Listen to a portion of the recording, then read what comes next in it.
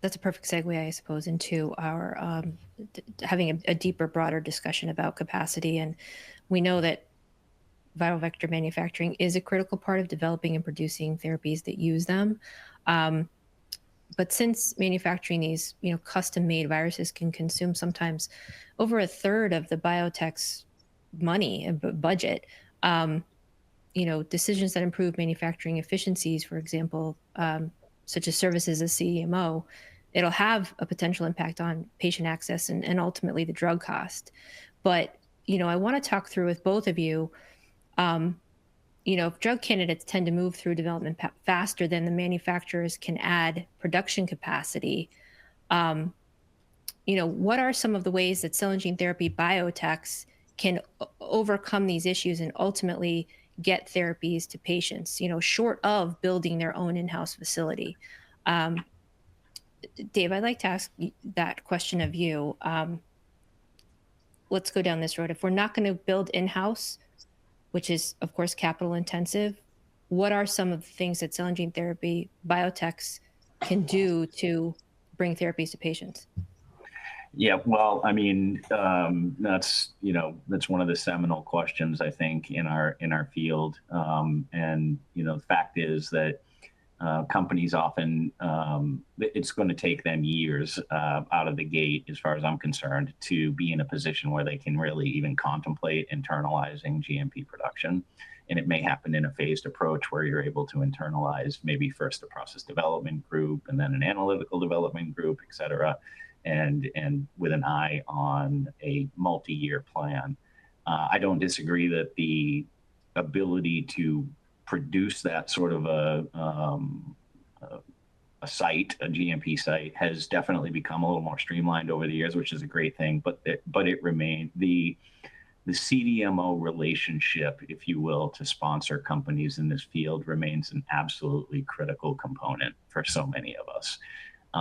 Choosing the right one, doing your due diligence on both sides, making sure that you're really getting into what you hope is a symbiotic relationship for sure, just absolutely critical. There are a number of very good ones out there. I've been fortunate, I think, throughout my time in the novel therapies space, if you will, that I have interacted with most of the really good ones, I think. But it is an absolutely critical relationship, and they continue to be an absolute vital part. To the capacity question, I would agree that there certainly have been some maybe a few more companies investing in things like internal manufacturing, but there, the fact of the matter as well is that the economic climate over the last few years, I think, has maybe discouraged a few companies from going where they had hoped to go and whatnot. And it's a different landscape now than it was a few years ago, and I think that's opened up some capacity. I try not to get into the business of predicting too much, but I'm hoping that in the next few years that capacity will be back in the red, so to speak, and I certainly hope that's the case. So yeah, I mean, the CDMO relationship is so important. Yeah, of course, absolutely. Curran, I want to make sure I hear from you too, certainly from the AAV side of things. When using a CDMO, or when a biotech simply cannot provide their own in-house services, what are the ways to look to a CDMO for when it comes to AAV?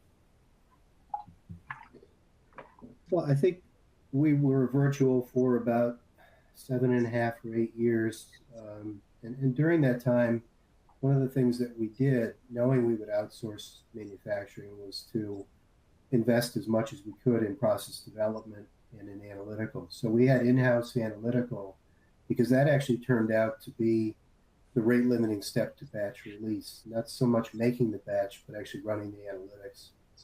On the CMO relationships, I think we were one of the first gene therapy companies to work with the primary CMO that we used for years. And I had a long relationship with the person running that facility, and knew that there would be good days and bad days when you're outsourcing programs, and just having that trust that it was an equal partnership, and that we would work through problems collectively. And I think with any CMO, that's something you need to have in place, is that level of trust that they're doing the right thing and taking care of your program. And in addition to trying to meet all your deadlines, if that's there, then you won't be looking at the contract every 2 weeks to see who wrote what. You'll be calling each other and trying to resolve issues as they occur. And I feel like that's the way we navigated that over the years, was just to find a few but trusted partners that helped us get through it all. Sure. I want to talk a little bit about, in keeping with the manufacturing topic, what are the high operational costs associated with viral vector manufacturing? Dave, I'd like to ask that question of you. Yeah, I mean, I saw this question, and I look at this two different ways. I mean, there is no doubt that GMP production of biologics is a very expensive situation. Viral vectors in general, I don't want to, paint in, the broadest of strokes, but the fact is the vast majority of us, I think, are using single-use technologies as much as we can from end to end. Those continue to be pricey. There is no doubt about it. Oftentimes the reagents and things that we utilize for our processes. My colleague mentioned transient transfection, particularly for AAV. That involves a reagent in particular that is notoriously expensive. There are others, endonucleases and whatnot, that can drive prices up. But at the end of the day, as far as I'm concerned, I still could sort of come back to something that I said early on. Those high prices, those high costs would be, so we tend to think of things as or at least I do think of things on a cost per dose basis. The cost of a batch, if you will, can be brought down immeasurably almost by dramatically increasing the capability of each batch to produce more patient doses. A batch that produces 100 patient doses is 10 times less expensive, as far as I'm concerned, than a batch that produces 10. And that continues to be the case. These are, and I know that, again, my colleague mentioned that we have improved, and we definitely have improved on things like titers and whatnot. But there really is still a ways to go before we're anywhere near the kind of recombinant protein space, if you will, of thousands and thousands of patient doses per drug substance batch, for example. And that continues to be a huge cost burden. And likewise, is one of the primary reasons, as far as I'm concerned, for the costs of the medications in general as well. So. Curran, I'd like to offer the same exact question to you. What are the high operational costs associated with viral vector manufacturing? Yeah, I think that certainly there are components of the upstream process that are extremely expensive. Plasmids and the endonucleases, I think, as well contribute.